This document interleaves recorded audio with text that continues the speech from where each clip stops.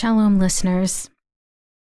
You're hearing my voice in your feed on an off week because this week has been a difficult one for many reasons. A big one for the friends, family, and students of his is that Rabbi Steve Sager passed away on May 15th. Rabbi Sager was an incredible man, and I feel so lucky that I got to know him even for a short time.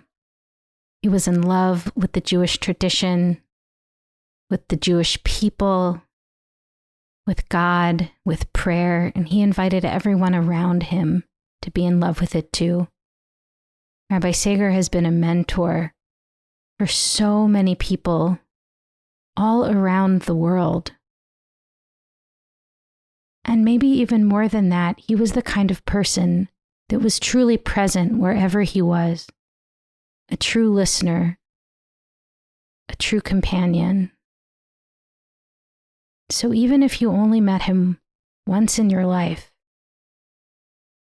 maybe that sticks. The power of someone's presence is really important, not to be understated. I re-recorded this intro at least 4 times because one is never sure what to say in the face of death.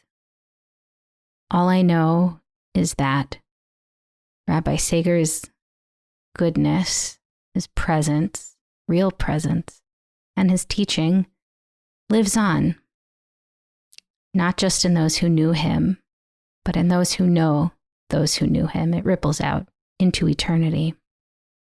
Rabbi Sager was a scholar of poetry.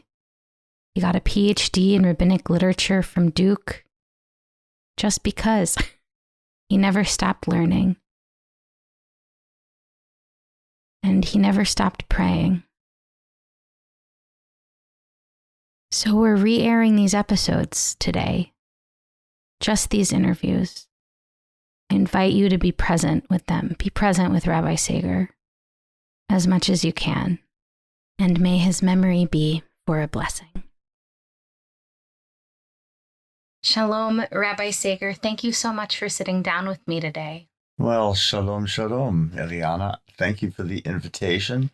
A chance that we have to talk together about prayer, something in which we both have a deep and a high interest at the same time, is wonderful. I've learned so much about tefillah from you, not just by talking with you about it, but by being in shared prayer spaces with you, which I think has been incredibly powerful. And I'm wondering if we could just start there. Say tefillah, what does it mean to you? What does it evoke for you? What is the power that is in that word? Well, I actually think I'd like to back up a little bit to what you had to say at the beginning so graciously about learning from me just in the shared prayer space, which I think is where we learn most of what we learn about tefillah, about how to be a ba'alat tefillah, how to be a ba'al tefillah for not only a shaliach tzibur, but a ba'al or a ba'alat tefillah, by which I mean one who has some mastery of the idea of tefillah. Because tefillah is more than just what's in the prayer book. The prayer book is only the part that's scored for the mouth. If you think about looking at a musical score, it's only the part that's scored for the mouth, but the part that's scored for the seichel, or the part that's scored for the neshama or the nefesh, is not written in the prayer book. That's the scratch and sniff stuff that you have to get in other kinds of ways. You get it from me, by which I am greatly honored. I get it from you. We get it from the group that we share. We modulate our voices. We get energy. We get affect from all of the people who share the space with us and who make us better prayers, if I can say it that way. 2 of my greatest prayer teachers are teachers to whom I only listened. They never taught me a single word of the tefillah not grammatically, not syntactically, not the phrasing of it or the pronunciation of it. One of them was Zalman Schachter, Alav HaShalom, who had a voice that was like a cello when he sang. And he had the ability to have the conversation with God and a conversation deep within himself. That will lead us to talk about what tefillah is in a more technical way. But I would daven with him. He was part of the minyan at the Germantown Jewish Center in Philadelphia, where I spent a lot of years in rabbinical school. And one of his good friends and another minyaneer was Rabbi Art Green, who taught me a tremendous amount about prayer, but unlike Zalman, couldn't sing. Art has, sheyichye, he should live and be well. Art has no ability to carry a tune, but to listen to him and to look at him is to get the prayer experience. This is not recitation. This is not something memorized to be recited like you before your 6th grade teacher or whatever it was when you last had to actually memorize Daniel Webster's prayer to the Virginia House of Commons or whatever, the introduction to the Canterbury Tales or whatever. Art was conversing. So these two great masters of prayer, one with a great voice and one without the voice. But without the voice, you would focus on what the conversation actually was. And you would learn to converse. And you'd learn that there's something that you want to say. And if you add the voice and its affect, and you add the conversation in a deep way, then you end up getting more than just the part that's scored for the mouth. That's just on the page. But the rest of it you get because you have breathed it in, because you've experienced it, because you've been moved by it, because you cry over it, and so on. What I started to say in speaking, I think, about Zalman, talking about the inner prayer and the outer prayer as being perhaps a lead-in to a more technical understanding or foundational technical understanding of prayer. I would say it this way, that the Hebrew verb at which the word prayer originates, palal, pe lamed lamed, means to weigh, to judge, to adjudge something, to balance it out in your two hands, to say, well, there's this and then there is that. Re'o panecha lo pilalti, Jacob says to his son Joseph at the end of his life before he blesses the grandchildren. He looks to his son and he says, I never reckoned on seeing you again. Lo pilalti. I never adjudged that it was a possibility in the world. A technical and less poetic use of the word palal would be in Exodus, where two men have been fighting and they knock into a woman who tragically loses her pregnancy because of it. And the one who's responsible for the accident is supposed to notain biflilim, which is to say, let's judge how far along her pregnancy was. What had she endured with? What had she lived? And so on. What was the growth, the ripening emotionally and physically, and so on. So palal, no need to go into more details, but if you think about tefillah as being the adjudging, as being the reckoning that happens both inside and outside, both within you and also beyond you, then you have a pretty good framework, I think, for what we mean or what is useful when we think about tefillah. It goes way beyond the thing that is recited. It goes to the reciter and the recitee, I suppose, the recipient. Mm. And just so the infinitive of the verb, lehit palel, that's part of the magic, because that Hebrew verb form means introspectively or intrapersonally or interpersonally, right? Lehit labesh means to dress yourself.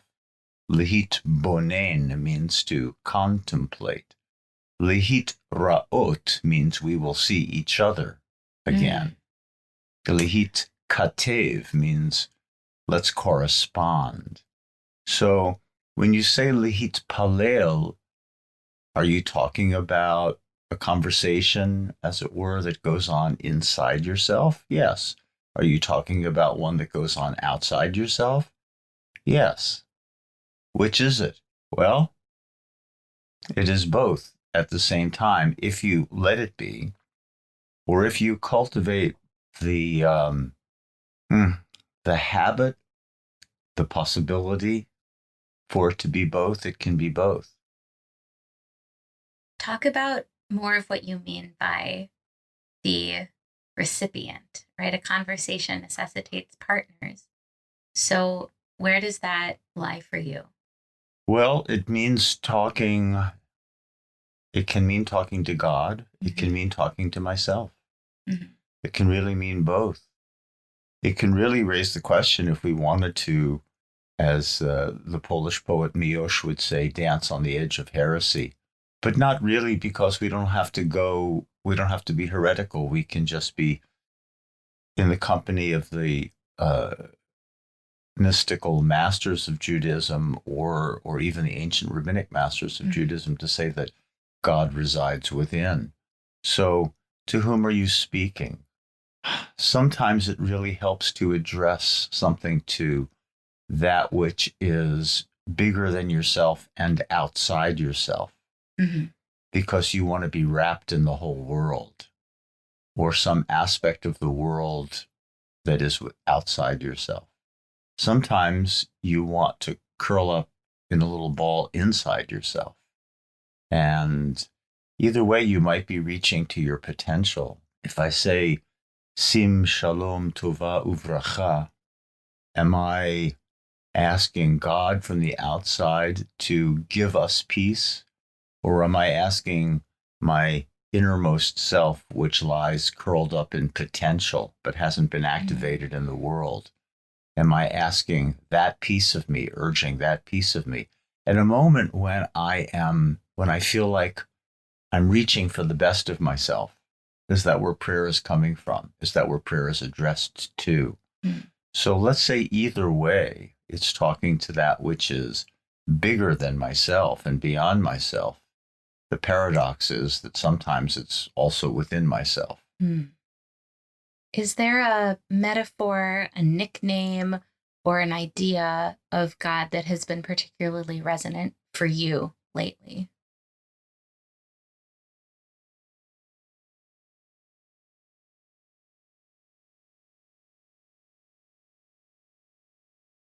I hope that when you edit this, that you'll let the silence stand, because the silence is part of the answer. I really have to flip through my Rolodex of of names, how it is that I'm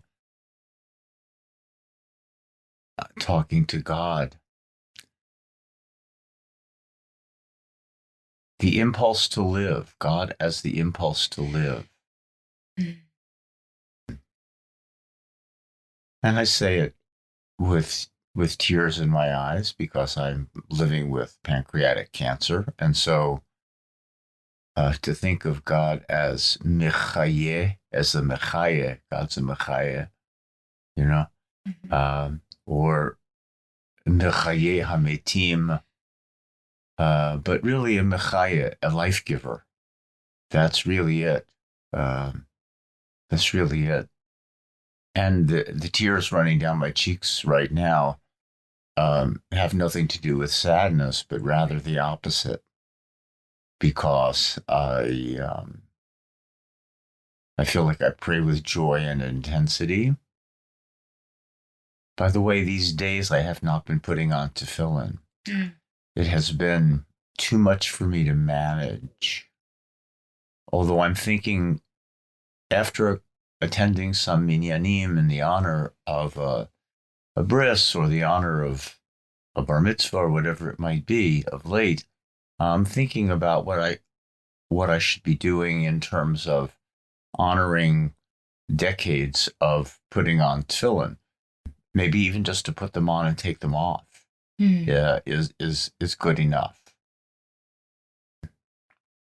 For me, these days, the mindfulness, prayer/mindfulness, comes by saying, Modeh ani lefanecha.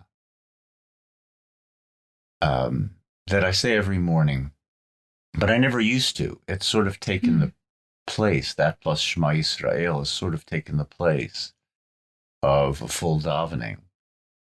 But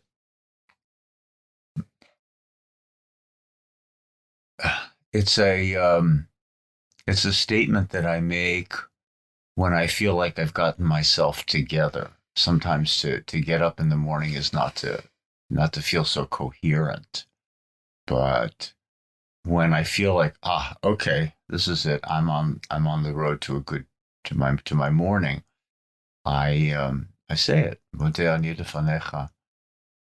I've avoided calling it a prayer because I'm not quite sure what to call it. I think it feels like a prayer to me, an acknowledgement, prayer as acknowledgement and celebration.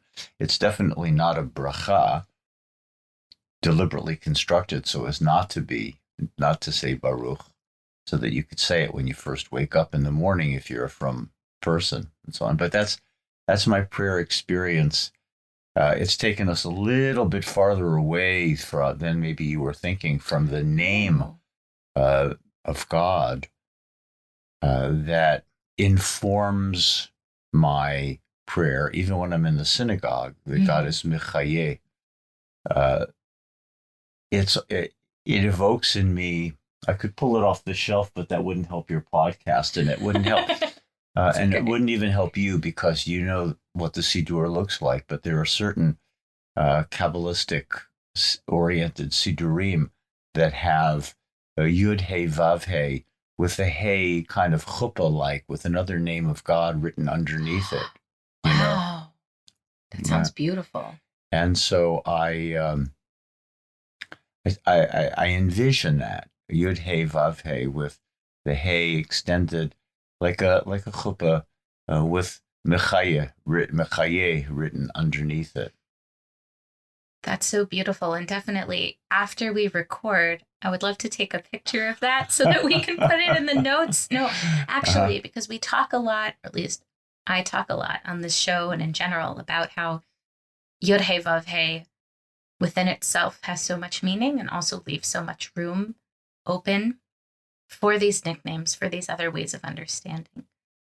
I'm also thinking about how there seems to be this interplay, and you're talking about it, between the words and the language of the Siddur. Modeh ani is there. It has been handed down to us. The language of Mechaya has been handed down to us. And yet prayer as a personal conversation with something that is bigger than you.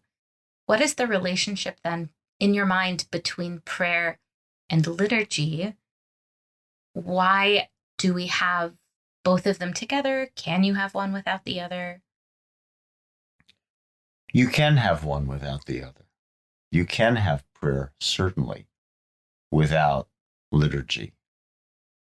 You can have extemporaneous prayer, which in some traditions, some Jewish traditions, is cultivated in the vernacular. You should speak in the vernacular because that's the language. That's where all the good, colorful language comes from. It's not restricted to the more decorous language and limited vocabulary of the Bible or of the rabbis. Mm-hmm. It's not just lashon naki. It's just not clean language. Mm-hmm. You can have prayer under those circumstances. And there is a great machloket, a great argument, a productive and wondrous argument that travels throughout the Talmud and throughout rabbinic literature about whether prayer needs to have a form in general, never mind a particular language. So you can have prayer without the liturgy, but you can also have liturgy without the prayer. If you come into a synagogue to become a part and take your place as part of a minyan, then you're counted. Whether you're thinking about your shopping list or whether you're thinking about the tefillah or whether you just say amen in a perfunctory fashion, or whether you understand the words or not, or whether your head or heart might be in it. Yeah, they can be separated out. And I think for all of us, they are sometimes separated out. Boy, when they come together, it's just such a reunion. It's extremely important and joyful when they come together. In your mind, then, what does liturgy do to suffuse, bulk up, help us with the prayer part? Because I think for a lot of people, maybe I'm speaking for myself, though it changes constantly. Oftentimes the liturgy is a block to prayer. Mm-hmm. How is it a block, and how can it be a help and a support?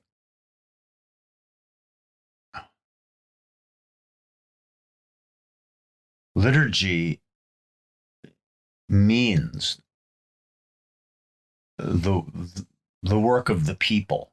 It's the stuff of the community. Liturgy is the container for the community. We spill the watery consciousness of the community into the liturgy. And it carries more than my own canteen, my own inner canteen can carry. And perhaps some political or cultural ideas, references, associations that are antithetical to the way in which I live my life. Mm-hmm.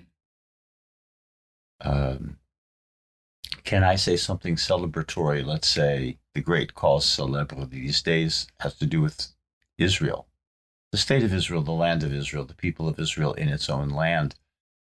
Can I engage that liturgy as the voice of the people?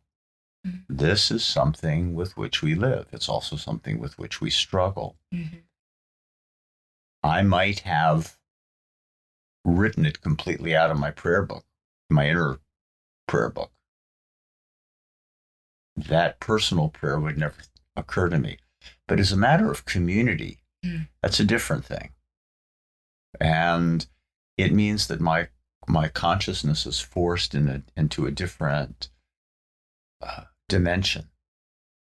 That my tefillah is in some ways a judging of, a weighing of all these different things on a personal level, but also reckoning with what they mean on a community level.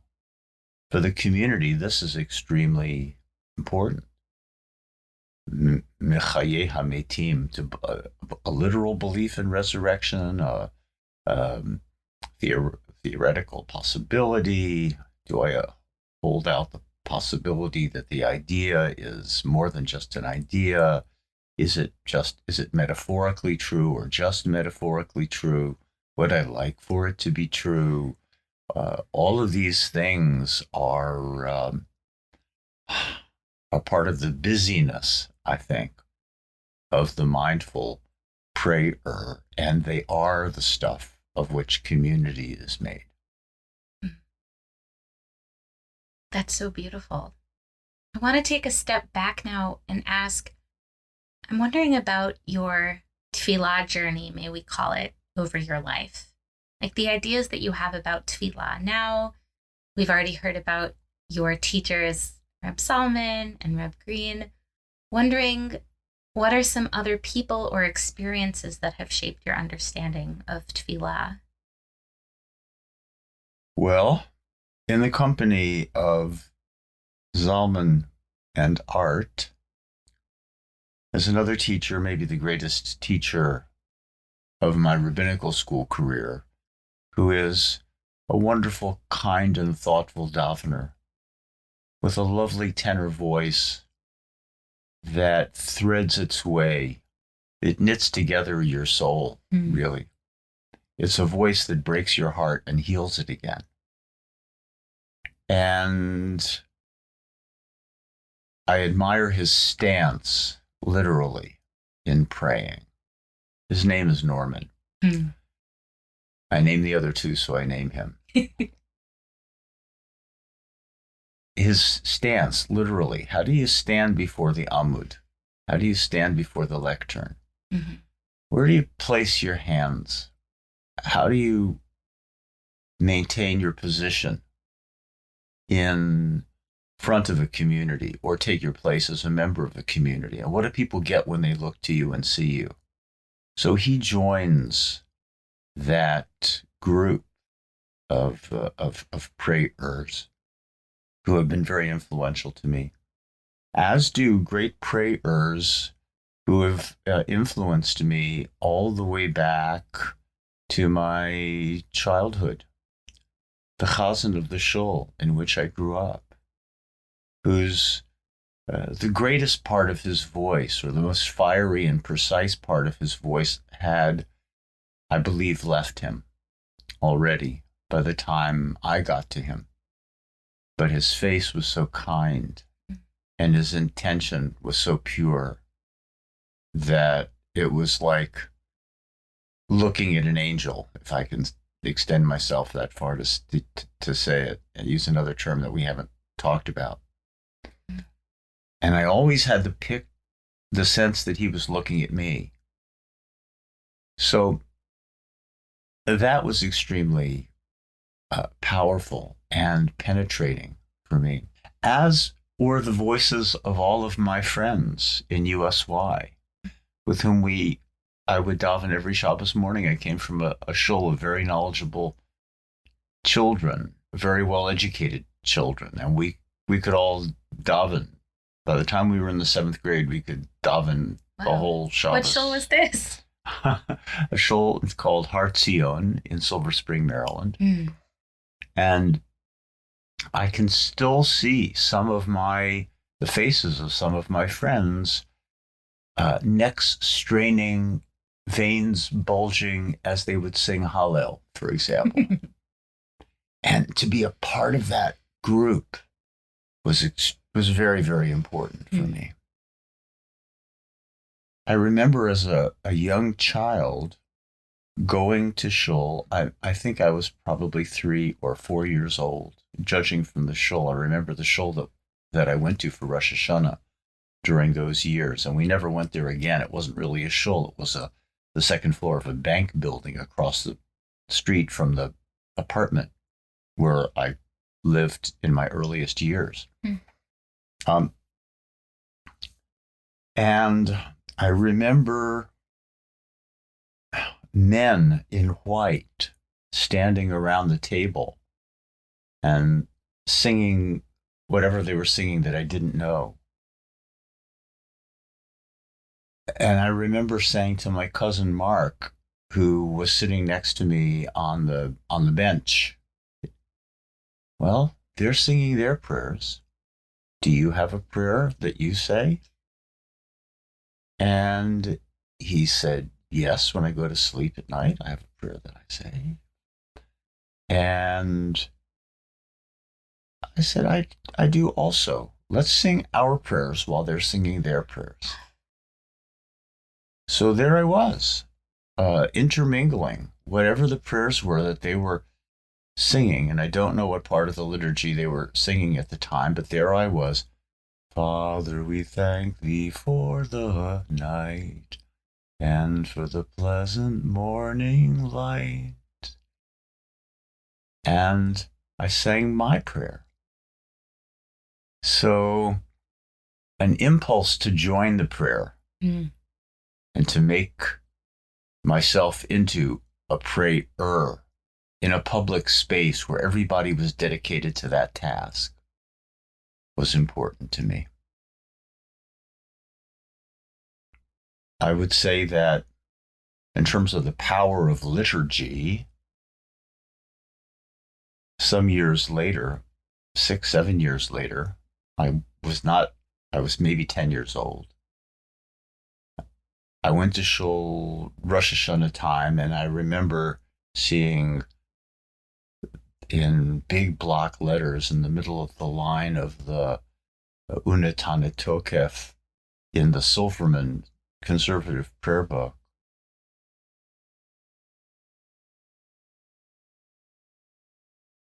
prayer and repentance and charity avert the evil decree.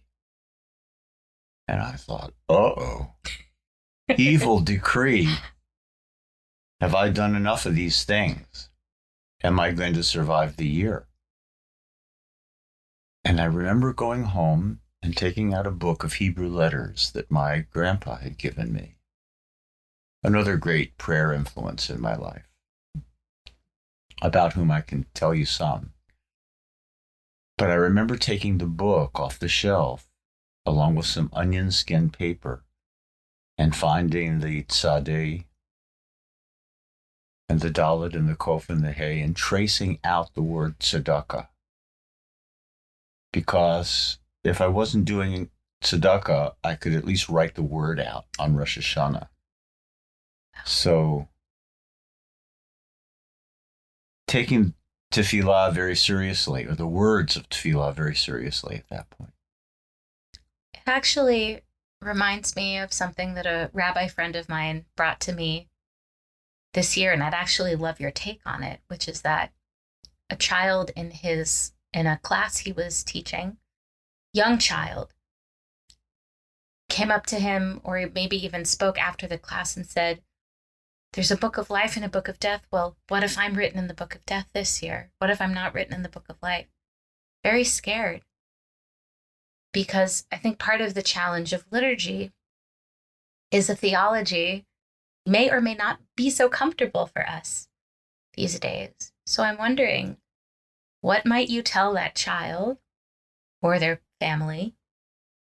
And what do you do nowadays with a piece of liturgy that kind of calls out to be taken seriously, but maybe not literally?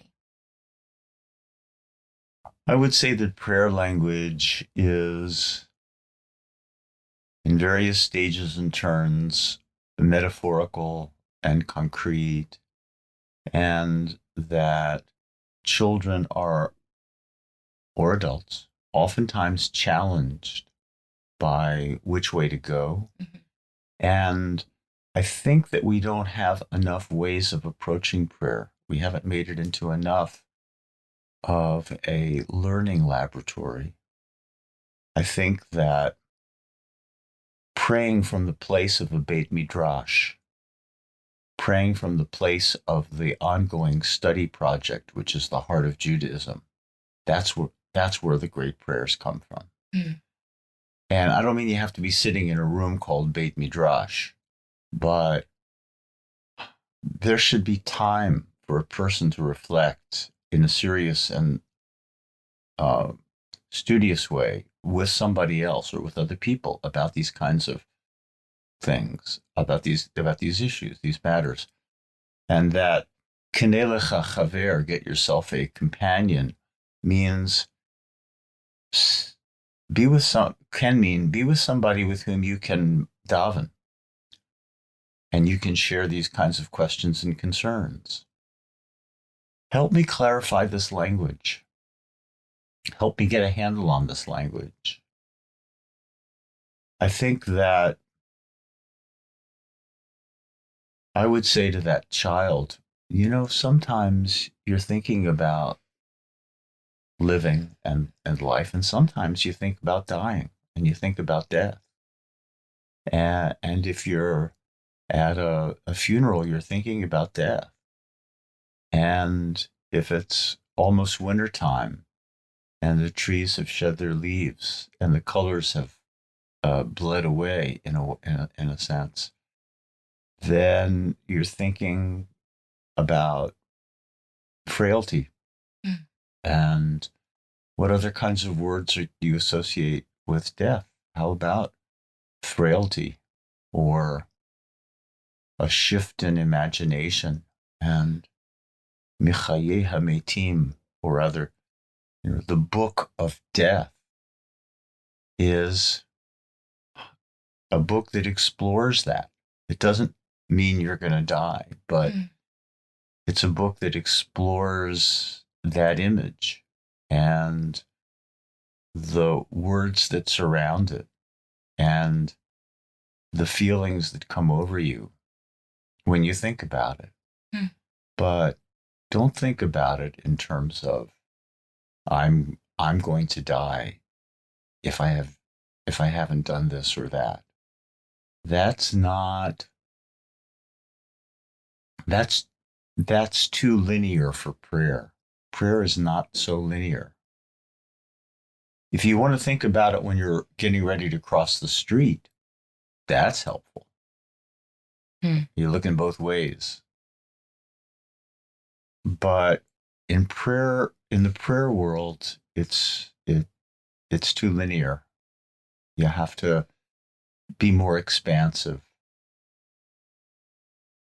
I really love what you said about wanting space to make prayer a laboratory, or to be able to experiment, experience, explore what prayer is, because that's why we call this space, this show, this whatever this is becoming, the Light Lab. I don't know if you knew that that's what this podcast was called, actually. Actually, I never did. Right. So you got it exactly. Eliana wants to talk about prayer. I'm there. I'm going to talk about prayer. I don't care what she calls it. Well, I love it, but the idea of a laboratory came up naturally for you. What would you want to teach or engage in? What would you want someone to know about prayer? Let's say, first of all, if they were entering a communal prayer setting and they might not know what's going on, or they might not be sure what to do, what would you tell them? And then I want to ask, what would you tell someone who wants to start on a journey of the prayer side, not the liturgy side? So first, like the liturgical communal space and the personal space. I remember one time being in a gym to which I belonged, and I was riding a stationary bike, and a woman got on the treadmill next to me and was very tentative. She was dressed for it. She had a color coordinated workout outfit and she was clearly ready to be ready for it, ready to be into it. Mm-hmm. But she didn't quite know how to get her footing or how to adjust and so on. And she asked me, "Can you help me?" And I said, "Yeah, the best thing I can tell you is be prepared to look like an idiot for about 5 minutes." Yeah. You're going to get it, but not if you try to be perfect at it at the beginning. Mm-hmm. So step into it. I know how to say Baruch. So people are saying Baruch. Say Baruch. Say it loud. Baruch Atah. I know how to say those two words. I know how to say Amen. I can look around and I can see when people are standing up and when they're not standing up. Do it. There are some people in the community who are pulling their prayer shawls over their heads at a certain point in the service. I wonder what that's about. Not everybody seems to be doing it, but it looks rather impressive. I think I'll try that. Then you get to find out what it feels like under there. And I suppose there we're kind of getting to the bridge between the form and the feeling of it. You feel like what's going on underneath there, how you can be with somebody and also alone. So liturgy, yeah, you have to, if you're interested in the power of community, then you have to apprentice yourself to the canon. There are some things that you just simply have to know. Ritual loves erudition. Ritual loves it when you know what you're doing. When you get called to the Torah for an aliyah, it's a real good idea to worry about whether you know what to do and to prepare yourself for it, because ritual loves its own unfolding in a fluid manner, commensurate with the kind of respect that the community deserves. So, yeah, there's some things that you just simply have to learn, whether you have earned it or just learned it. You know, take the fringes of your tallis, somebody might whisper to you, and touch right where I'm showing you. And never mind, do it, you know? And then take those fringes and touch them to your lips, kiss them. Really? Yeah. Hold on to the handles and say this. There's some things that we start doing perfunctorily, and maybe we feel like an idiot for 5 minutes, or we feel very self-conscious about it. At the same time, we need to allow ourselves to learn what it means to be standing in front of a community and holding on to the handles of the scroll that contains our sacred story, or being in a community where people are pulling, just to stay in the world of tefillah, have their prayer shawls pulled up over their heads. You start to learn something, as I said before, about what it means to be inside and outside. And you can bring your own, not only that, but you can and should bring your own thoughts, your own deepest thoughts and fears and hopes to this particular place. And understand, if the cues are powerful enough, and if the community actions are powerful enough, protective enough, you might feel that this is a space that's strong enough for you to relax here and to let some things out.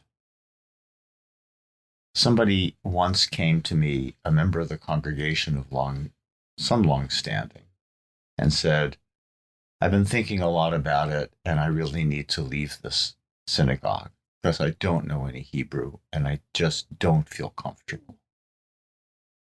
And I said to him, well, as you look around at other synagogues for a place where you're comfortable, please try to find a place for yourself where you're also comfortable being uncomfortable. This is not just about being comfortable. Yeah. It's not a place where there is only the light and the stained glass windows. There's turbulence here. And you must be able to engage it.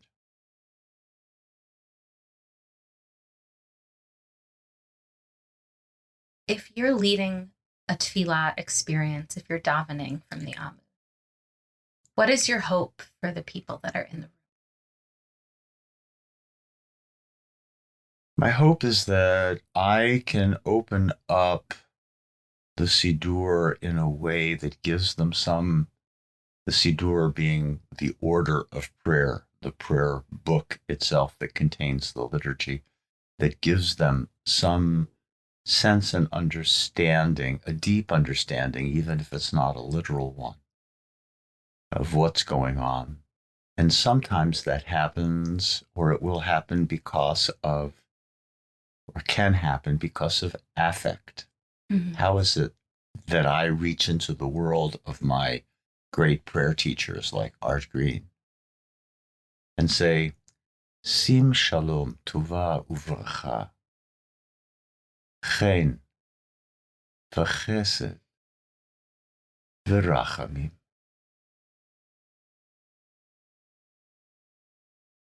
Oh, aleinu v'al kol Yisrael. Can we just all have that?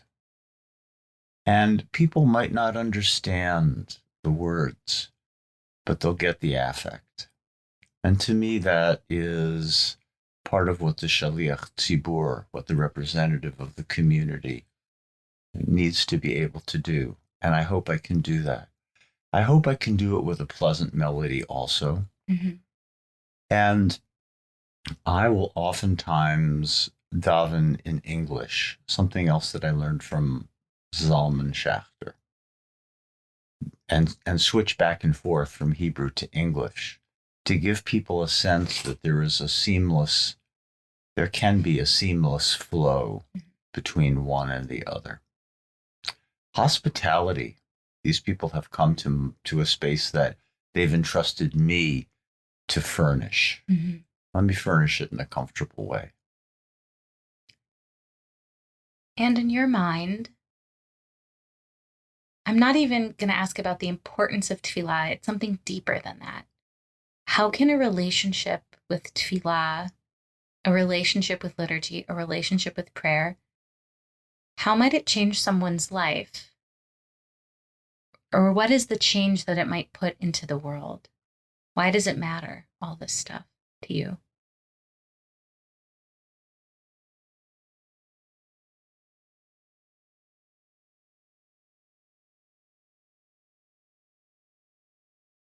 Tefillah, the idea of tefillah, the dynamics of tefillah help me to do the adjudging that's bound up with the root of the word, and help me move from imagination and personal thought out to a place where I can actually interact with people and do some good. And so I think that it is foundational in that kind of way to get up in the morning and to stretch and to say, blessed are you who opens the eyes of the blind, not only means that I open my eyes to the sunlight and my pupils have to adjust, and I'm not even really sure what time it is until I can see the clock. It means not only that, but it means, blessed are you who opens the eyes of the blind. That there are people who can't see, who won't see in the world, and I might be able to help that. Blessed are you who raises up those who are bowed down, just so. An arc between the personal kind of stretching and overcoming yesterday's tennis game or exercise, and the need to help people stand up straight in the world.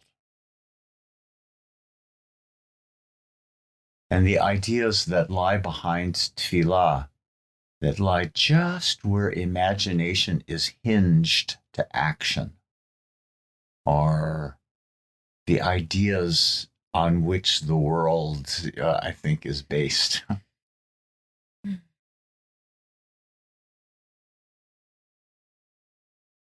Do you have a prayer for us today? Not just you and me, but whoever is listening to the podcast. What might your prayer be for us today?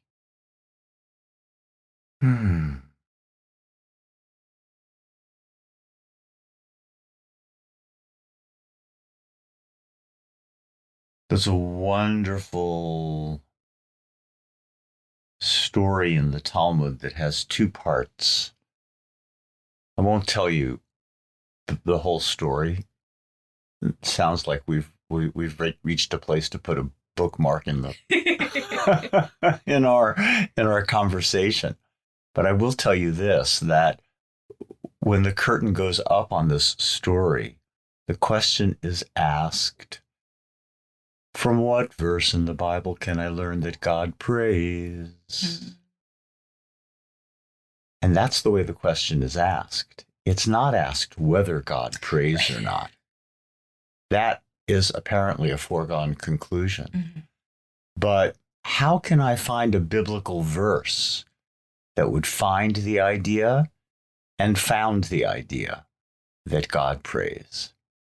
And a verse is given. And then the next question is asked by another generation and in another place of people who take that challenge very seriously, and they say, well, what does God pray? And the answer is that God prays. God's tefillah is Yehi Ratzon Milefanai. May it be my own will. Yeah, because on that level, prayer is introspection. Mm. It's inside God. May it be my own will that my attribute of compassion take precedence over my other attributes, and that I treat all of my children and everybody with compassion. So I think that would be today's prayer. Beautiful. Rabbi Sager, as always, it is such a blessing and a prayerful experience for me to learn from you and be in dialogue with you. And as you can tell, listeners, we have many more things to talk about. So we will be back. But for now, just thank you. Thank you. My pleasure. And thanks again for the invitation. Well, welcome back, Rabbi Sager. So good to be talking to you. Thank you. I'm enjoying it. For those of you listening, we started talking about tefillah, and we realized pretty quickly that it was going to be more than one conversation. So this is being recorded at the same time as the previous conversation. It's probably come out at a bit of a different time. Just so glad to be continuing our conversation together. And I was asking you before we started recording, but it might be interesting to the listener. You received your smicha, your rabbinic ordination, from RRC, the Reconstructionist Rabbinical College. I was wondering if you could share a little bit about how you ended up there, what called you to it, and what you appreciate or have learned over the years from that particular way of thinking and being. Thanks for asking. I've been asked that question a lot of times. Mm-hmm. And a lot of times, very, very seriously, when I was applying for the job as the rabbi of this conservative synagogue. And even before that, people who recommended me for this job saying, yes, he really is a serious person who grew up in the conservative movement and is very familiar with and lives in that language. Don't be distracted by the Reconstructionist label that's now attached to him. And I think that that's a really good representation of the facts on the ground. I did grow up in the conservative movement, very dedicated to its educational principles, very dedicated to its youth group and to those aims, and very much a movement person. But on the level, I would say, of prayer, it was in a very large way on the level of liturgy. I learned I could sing well, and I could speak or articulate Hebrew very well. And so that led from one task to the next. Oh, he would be really good to get as a leader of Birchot HaShachar and Psukei de Zimra. And, oh, he's a good person for Birkat HaMazon and all of that kind of thing. So It was a matter of skill and of the sound of my voice and that kind of self-appreciation, narcissistic impulse that comes from being a teenager that makes you really want to do it and do it well and have a sense of what the community means by doing it well. It was very good for me. And the personal stuff, the meaning of the fullness of being part of a member of a community where everybody was singing the same thing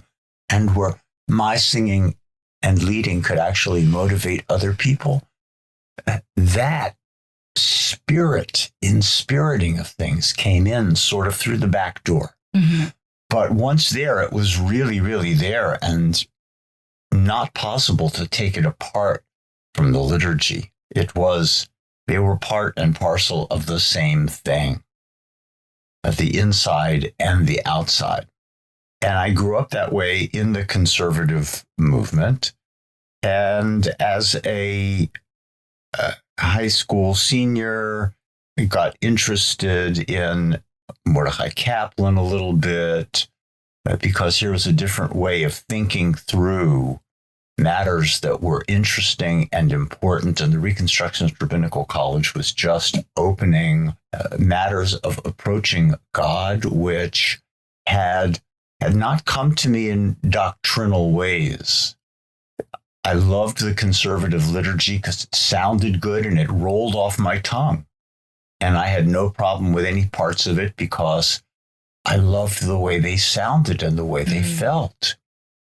And whenever David Rose in junior congregation led Musaf, I loved the way he would say in the Kedusha, Ki mechakim anachnu lach, ki mechakim, ki mechakim. Wow, I loved it.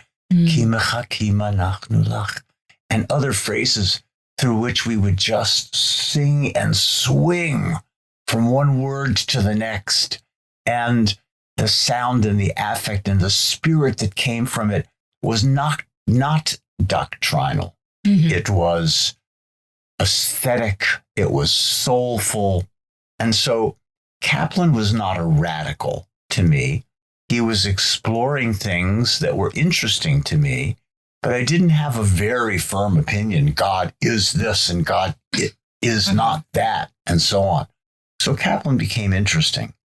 And then I went to New York because the movement guy needs to go to the Jewish Theological Seminary and set foot on holy ground, but not draw too close to the bush that's burning but isn't burning up, Right. Which is what it used to say above the library. I don't know whether it still does or not in the rebuilt library after there was a great fire there many years ago. But I went to the seminary and I spent 4 weeks at the seminary, living in the dorm and taking courses that were taught mainly by rabbinical students, senior rabbinical students who were hanging around for the summer and needed a gig. And they were teaching courses in philosophy, and they were teaching. One real professor was teaching a course in Hebrew literature, which I took. Anyway, I started to realize how important Kaplan was in the conservative movement and how frightened people seemed to be of him. And that just got me more and more interested. And then something extraordinary happened. Kaplan came to speak at JTS. He was, I think, 88 years old at the time. And it was the first time that he had been in the building since he had retired. And there was a big question that people were debating in the hallways and in the library and so on. Is this one going to come? The senior faculty going to come? Are they going to listen to Kaplan when he talks in the seminary for the first time in many years? And they didn't. The junior faculty came, and rabbinical students came, and all of us came, those of us who were there studying. And here was this little old man in a 3-piece suit with clear, piercing eyes and a little beard and shoulders that were angular and erect and standing up straight and tall on the corner of 123rd and Broad Street with traffic flowing below on a hot summer day with the windows open. And he was speaking articulately and beautifully about these ideas about what God was and answering the questions asked by rabbinical students. And all of those ideas were provocative, and they meant nothing to me in terms of the liturgy that I love. I saw no conflict between what he was saying and the words that I was using, because he was saying, God is the force that makes for salvation. God is the force that makes for renewal. God is the force that makes for creation. God is the felt presence of all Israel together. And all of these things seemed exactly right. And he named God so many ways that, in a sense, it was like what I learned later on about the Zohar. That the Zohar has so many, many names for God that you are encouraged implicitly to take them all seriously and also not take any of them seriously at exactly the same time. And that's what I did. So there was no problem. And in fact, Kaplan really helped, because some of his ideas were soothing and strengthening for me in terms of what God might mean as a power, as a force that infused the entire world and was available to everyone who would tap in, whether you were Jewish or you weren't Jewish. The same foundational forces that made the world spin and that made us overflow in spirit, they were very much Kaplanian. I would consider that I am a Kaplanian more than a Reconstructionist, because Reconstructionism has taken on certain kinds of associations and its own strictures and structures over the years with which I don't necessarily agree, and they would take us far afield from prayer. But I'm very happy with the Reconstructionist education and the fact that it allowed me to come to a conservative synagogue with an appreciation of the fullness of the Jewish people, and come here and found a kehillah that was Orthodox. So I have only good things to say about what I learned about, I learned of Reconstructionism and from Reconstructionism, and the idea of Reconstructionism as being a framework for reconstructing Jewish life, Jewish civilization within various frames was very helpful. How do I know I can daven in English? Well, because I feel that there is an impulse to reconstruct Jewish life in the synagogue in a lot of different ways. And one of them means davening in English. Not something that my grandpa would have ever thought reasonable or possible. Right. I want to come back to this idea of prayer in English, but first I want to ask you, what do you think those JTS professors were so afraid of? What made them afraid of Kaplan's God ideas? And do you think that fear was, founded? Well, the fear is my attribution of my assessment of their affect when they would ask me questions. What do you think about Shatnez? And what do you think about Mordechai Kaplan? And what do you think about God? Those were the three questions that I was asked in the pre-interview interview by junior faculty members. Shatnes, the mitzvah, mixing wool and linen. Well, it's clear it's a mitzvah, and there's no real reason that we can imagine. So I want to know where you come down on that. What do you think about Shatnes? What do you think about God? What do you think about Mordechai Kaplan? All of these in the same breath. Wow. To me, that seemed like a fear that there was a right place to come down and a wrong place to come down. Mm. And we were all pretty smart people in the room. Everybody knew the right answer. The question was, would you say it? And what would you say about it? I don't remember how I answered the question. I probably begged off on almost all of them. I hadn't really thought that much and that articulately about God. I certainly didn't know what Shatnes was at the time. And Mordechai Kaplan, I was just learning about him, and I thought he was a fine writer and had a lot of important things to say. So I probably soft-pedaled the whole thing. Right.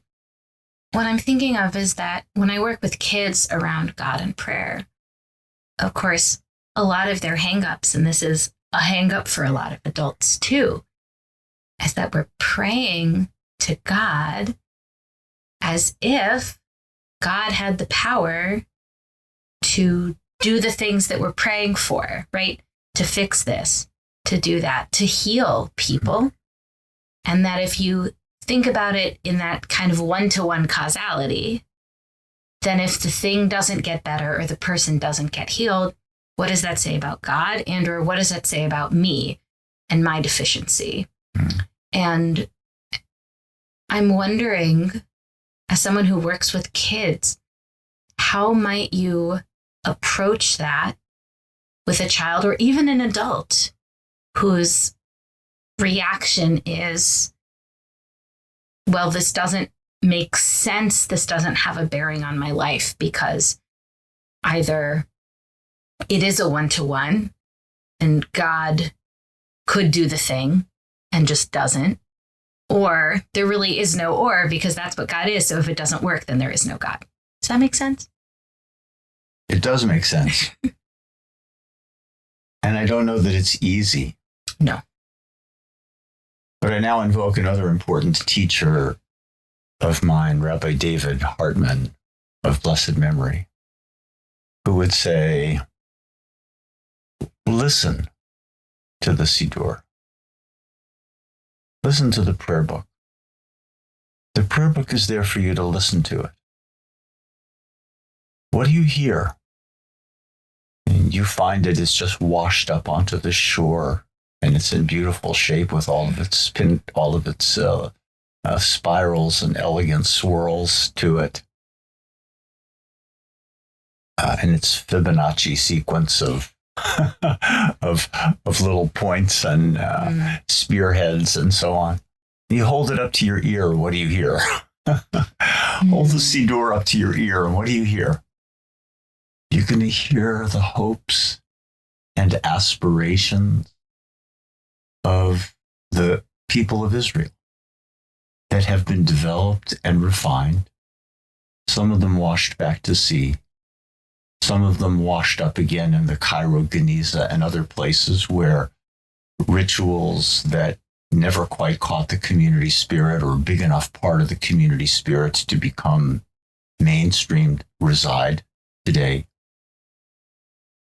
And some of them taken into community view and community consciousness and committed to writing and canonized and so on. But they are nevertheless the hopes and aspirations, the fantasies and feeling of the Jewish people. And they are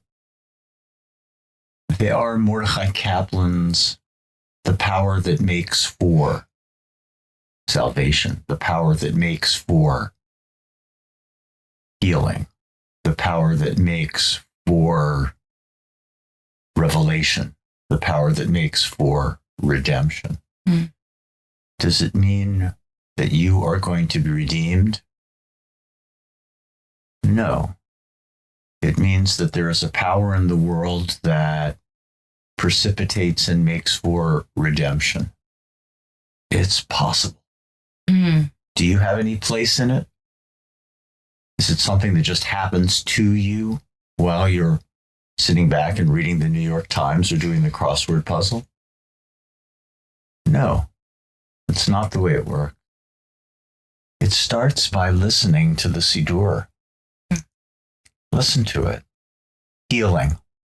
Baruch atah, Rofei Cholei Amo Yisrael, who heals his people, Israel.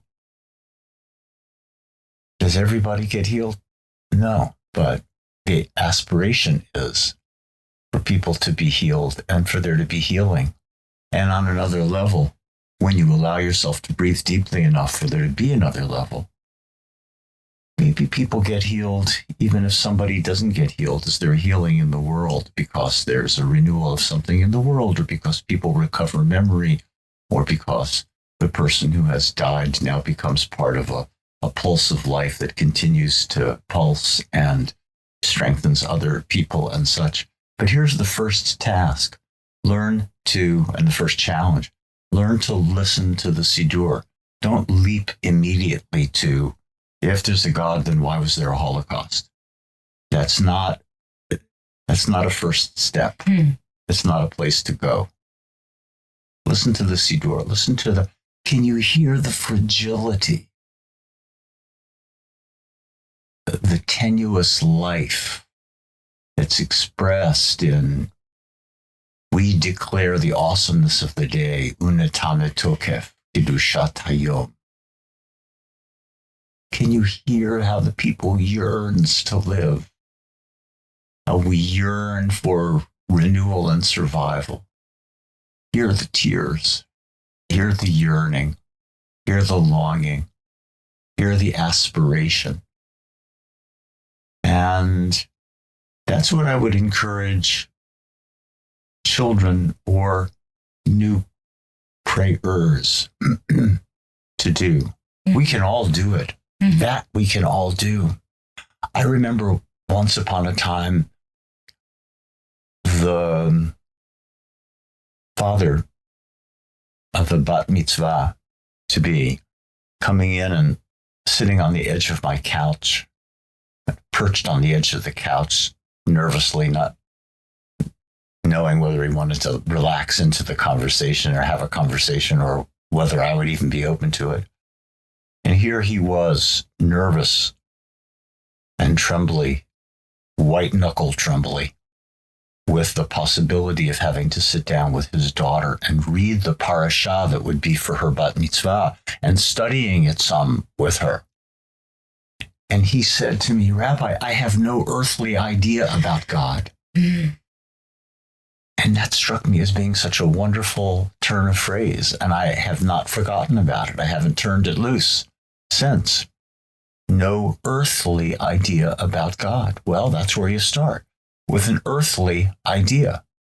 Can you listen? Can you listen? Can you hear the yearning?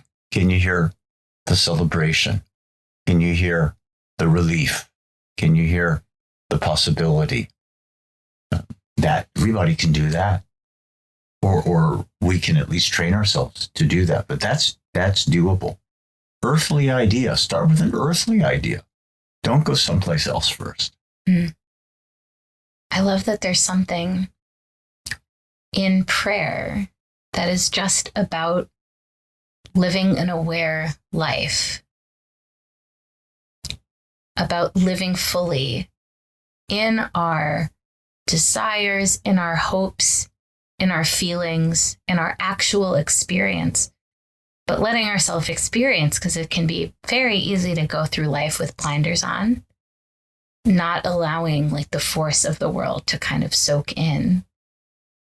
And when we let the Siddur talk to us and we listen to it, which is an image that I love, we could be inspired by those callings out, that deep life of our ancestors, to find some of that ourselves. At least that's what I'm hearing in that today.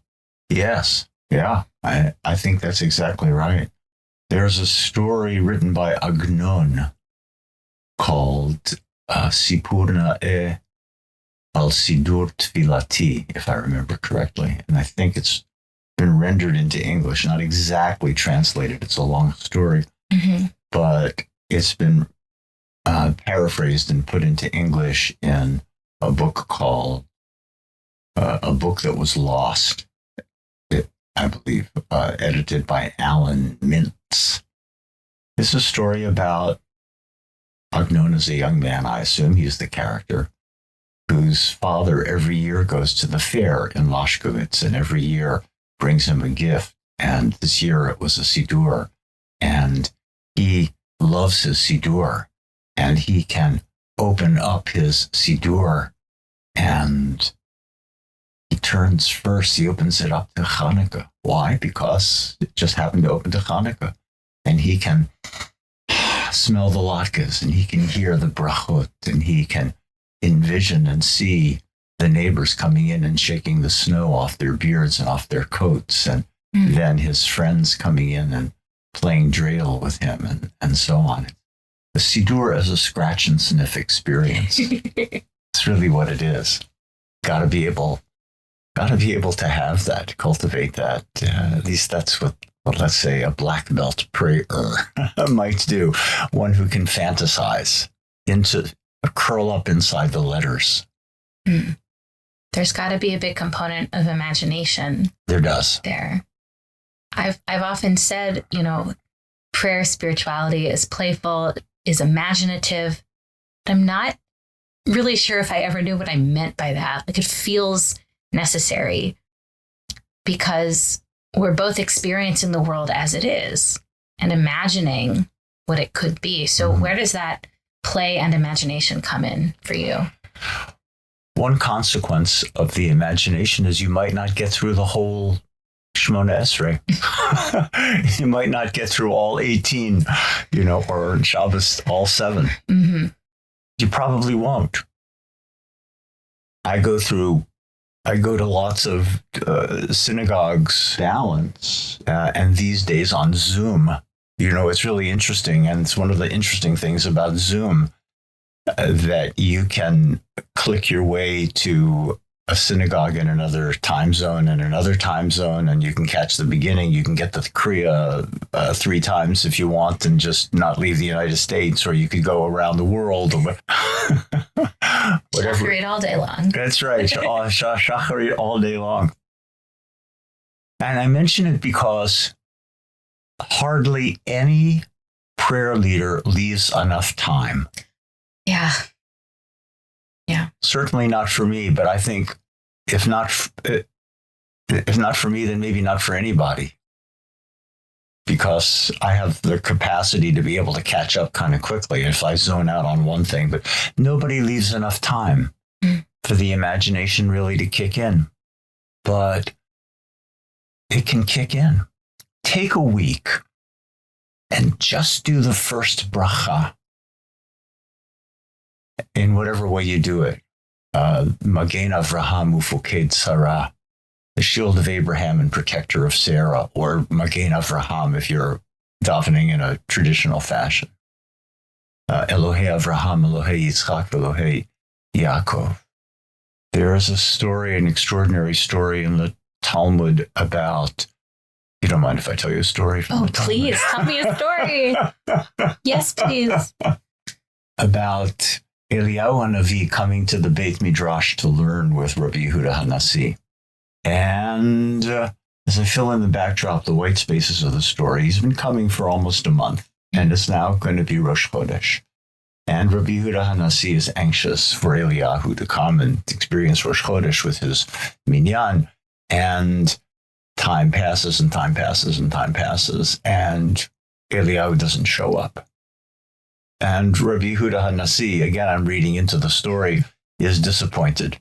And finally, Eliyahu shows up, and Yehuda HaNasi says to him, "Why is the master late?" And he said, "Well, first I had to wake up Abraham, and I had to help him wash his hands and get him up and wait for him to daven and then put him back down again. And then I had to wake up Isaac. And I had to help him wash his hands and get up and daven and lay him back down again. And then there was Jacob. And I had to get him up and help him wash his hands and wait for him to daven and then put him back down again. And by the time I did that, the time had passed and I was late. Rabbi Yehuda Hanasi says to him, well, why didn't you wake them all up at the same time? You could have saved some time. And Eliyahu said to him, I reasoned that if I woke them all up at the same time and they prayed all at the same time, that their collective voice would have the power to bring the Messiah before his time. And so I didn't.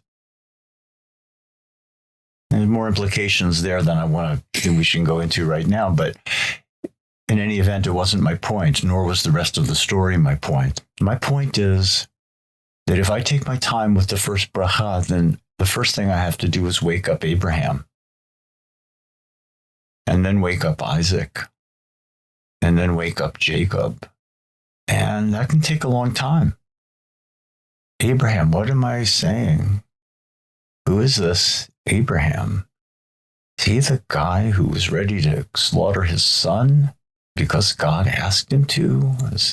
Who is he to wake up? Why is he part of this prayer service? What do I think about him?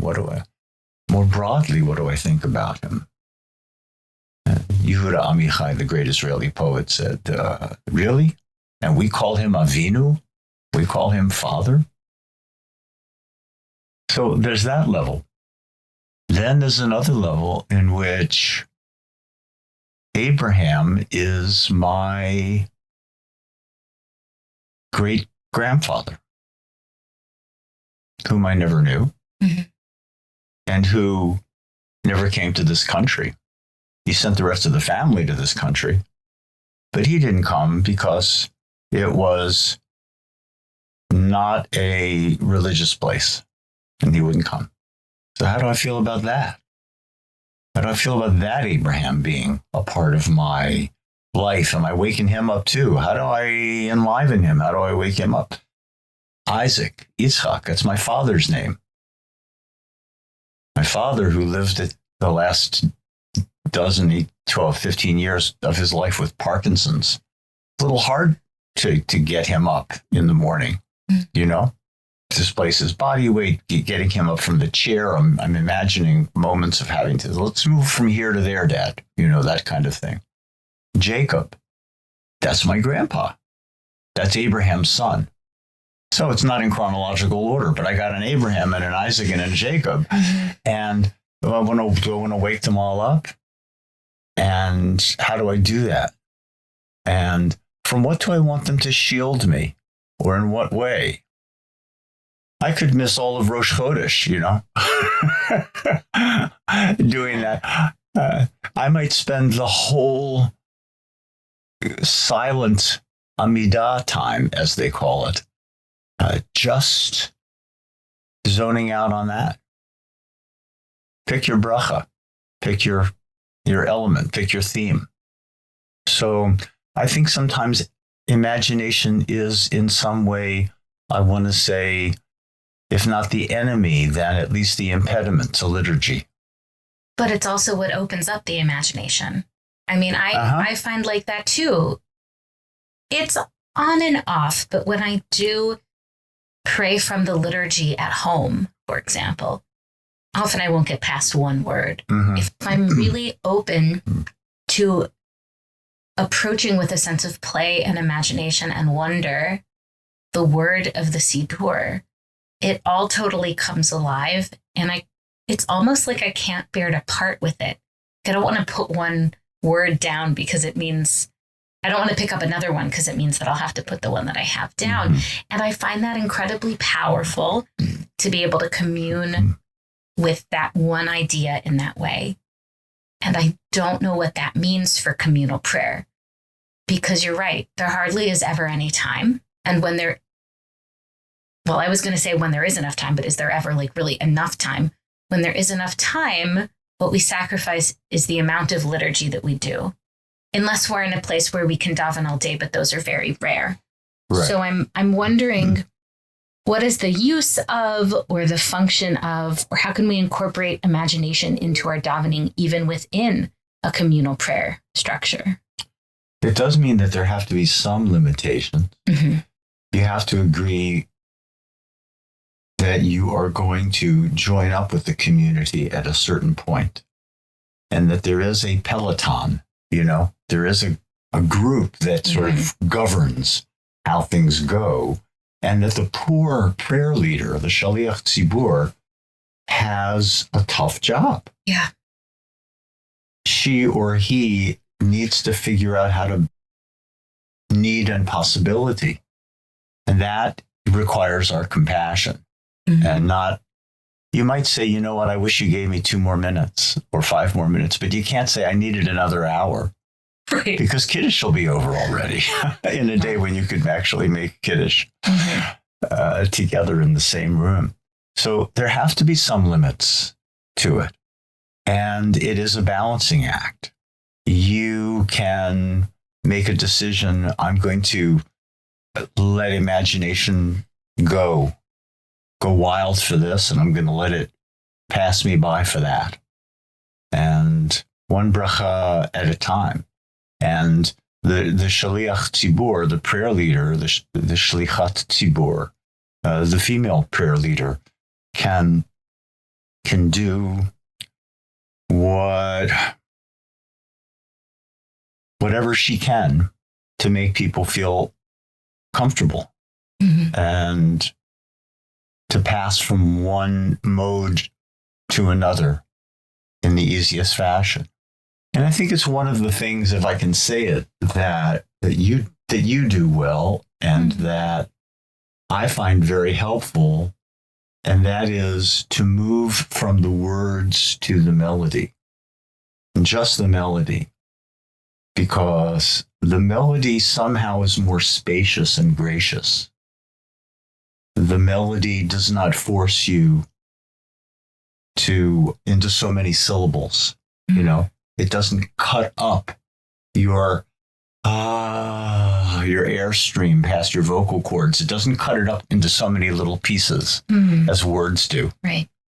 So to be able to sing the words and get the words, to get some sense of the theme from somebody who's worked at it like you, who can say, and here's the theme in some elegant way. Think about the theme. We're just going to sing the melody.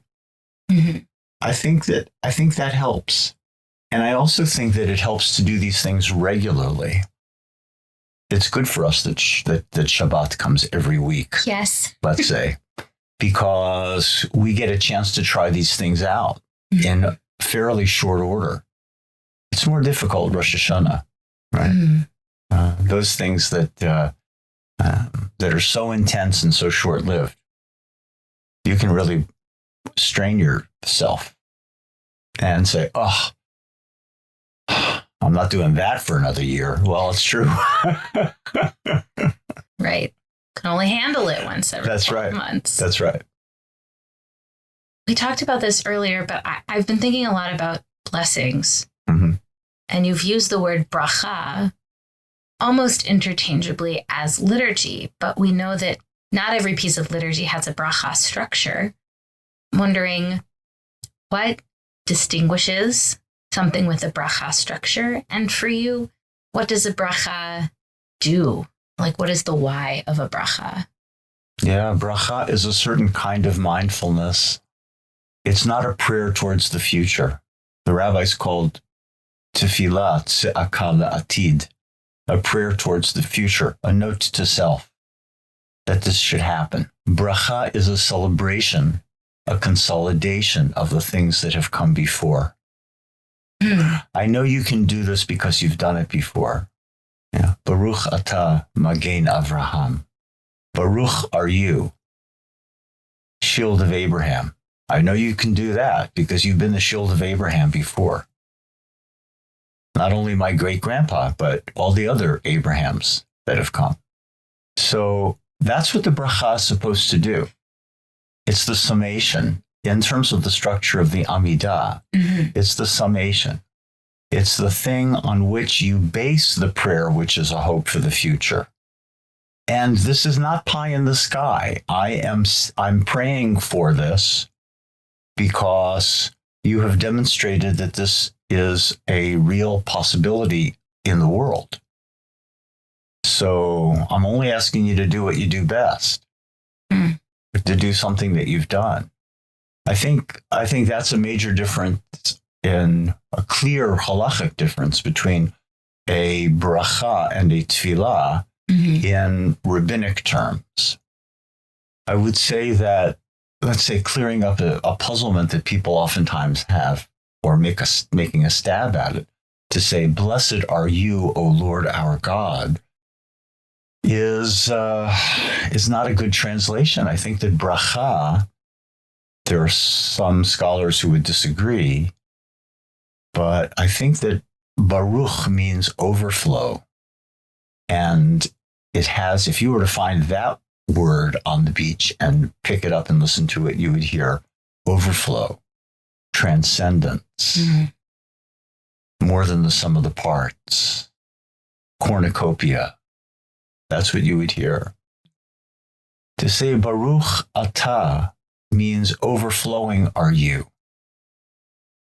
This is not me blessing God with, the normal associations that we have with that. I'm going to make you better. I'm going to infuse you with something. Even that, I think, is wrong-headed. But Baruch is not to be translated as blessed or blessed or benedict. Benedict is the Latin translation. A good word. To say a good word. It's more than it's way more than that. It's the overflow. It's effulgence. It's more than the sum of the part. It's transcendence. So, does a bracha need a form? I'm thinking about a time when I'm thinking about a number of times, but I'm thinking about a time when I went with my wife and two other couples who've been celebrating New Year's together, which is the anniversary of one of the couples for a very long time. And I want to say on the 45th year that we did this together, we went to the Grand Canyon. Never been to the Grand Canyon before. And you wait your turn to stand up against the guardrail and look over. And on the way up there, I heard all kinds of things. Whoa! I don't believe it. Holy blank. Would you look at that? Gave me a chance to think, well, what do you do? What do you say when you get there? You say, Baruch atah oseh ma'aseh bereshit. Overflowing are you, the author of the works of creation. What would that do for you? Is that the same functionally as holy blank? Does the soul insist that you say something? That you force up some air past your vocal cords and shape it in some way? And how mindful are you? And how practiced do you have to be? Because there's a experience that comes before Baruch Atah. But you gotta, can you make Baruch Atah flow easily? Are you part of a culture where that's important? Maybe you're not. Maybe whoa is good enough. But does it shape the moment for you? Not a moment that you have created or that you hope to create, because the thing's already there. Right. It's a demonstration of something that's real in the world and you want to appreciate it. And so you say, Baruch, overflowing. Maybe that's enough. There is a disagreement in the Mishnah about whether a bracha needs a form or not. And one sage takes a very clear position that says, if it's not part of the way that the sages have stamped the coinage, and the words that have to be said, then it's not a bracha. And then there's another position that seems to be a little bit more liberal, if not a lot more liberal. But it's a very ancient discussion, a very ancient machloket, argument. So I think that bracha consciousness is a way of us helping to shape ourselves. What do you apprehend? In what way do you comprehend it? Not apprehend in terms of being apprehensive, but to apprehend in order to take, that is to say, to take it in. Mm-hmm. What makes your breath catch in your throat so that there are no words? What's that thing? Mm. I once saw someone who watched the moment when her husband died. And it was as though she was looking at the Grand Canyon. Mm. No words. No words. I once asked a group of people, what makes the breath catch in your throat? And somebody said, I go to 30, 40 baseball games a year. And every time I walk through the tunnel out to the bleachers, out to the seating area, and I see that expanse of the stadium open up and thousands of people out there, that's what does it for me. Okay, what does it for you? But can it be only one thing? Rabbi Meir would say, you should make 100 brachot a day. Say transcendence, say overflowing 100 times a day. Can you do it? That's a lot. It's a tall order. Some people say, well, you have to subtract from that all the ritual brachot that you would have to say if you were a traditional prayer who prays 3 times a day and so on. But take it seriously as a challenge. What makes your breath catch in your throat during the course of the day? What I love also, so many things in what you said, but that the blessing tradition is the same for the Grand Canyon as it is before you eat or after you go to the bathroom, or these things that we might take for granted as not being incredible are kind of raised to that level. What if you saw this as a breath-catching moment? What if the ability to eat or the ability to do a mitzvah, engage in ritual, what if these were also breath-catching moments? At least that's kind of what I'm taking from what you're saying. Yeah, absolutely. And the idea also of the brachot in the Siddur being connected to the kind of action brachot, which sometimes I have a hard time connecting the two. But this idea that I am coming into a world where things have already happened and things have been created.